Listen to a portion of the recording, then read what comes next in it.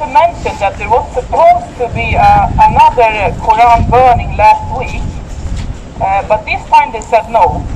They said no this time because they're fearing the country's security. Sweden has become a target because of what they are allowing in the country.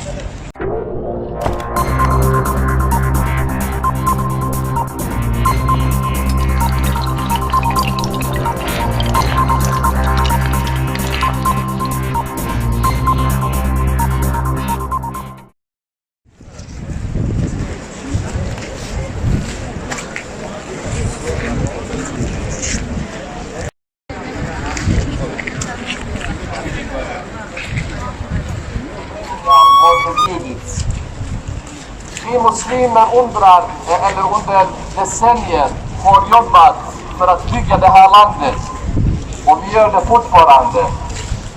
Vi betalar skatt, vi bidrar till välfärden, vi jobbar som läkare, lärare, ingenjörer. First off, I would like to extend my empathy to all my Muslim brothers and sisters here in Sweden and all around the world who feel offended by the burning of our holy book, the Quran, here in my country, Sweden. It is a shameful act, to say the least, and there is many of us who do not stand behind that this should be allowed in the first place. I'm very sad that you all had to witness this, but we are working for a change, and I'm sure we have your full support on it. But this hate crime of the holy book that happened outside the Turkish embassy was not something new for us Muslims here. This has been happening several times now in different places, and we have really had enough of this. I want to mention that there was supposed to be another Quran burning last week, but this time they said no. They said no this time because they're fearing the country's security. Sweden has become a target because of what they are allowing in the country. So just to be clear, it's not that it's a ban to burn holy scriptures. They just said no this time because of the fear of the country. But please, I want you all to listen to this. Listen to how they think about freedom of speech, our elected ones.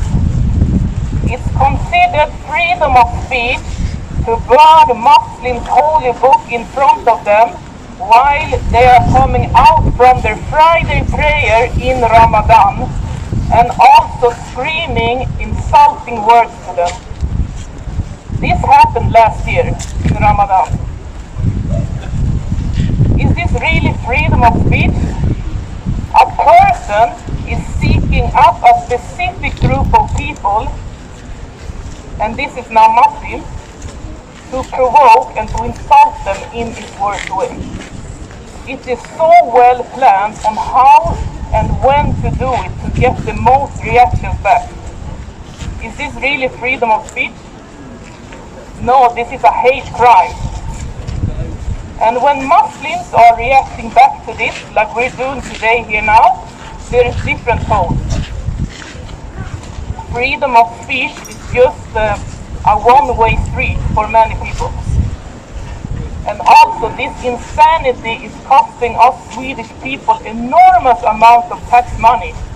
Do you want your tax money to go to this? My question is, why isn't the government standing up for all of their citizens? Us minorities, us Muslims, we are also part of this country. There is none of the political parties that wants to take action against the Islamofobia we have here. None of them. Actually, many of them are causing Islamophobia. The last election we had last year was full of racism and Islamophobia. It's just horrible to see what's happening to this country. But we will continue, we will not cannot continue accepting this. Enough is enough. If you need to change the law, you need to change the law. Look on our neighboring countries. For example, Finland, they do not allow acts like this, shameful acts like this. They are a good example, you should follow them.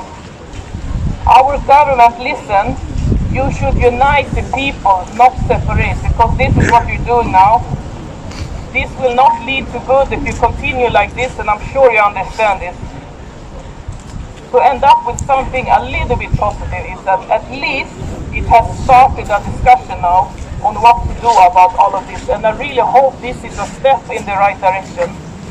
So to voice up against injustice is really important. This is how change is happening. But we will continue fighting for this cause until we have a change. Be sure about that. Thank you.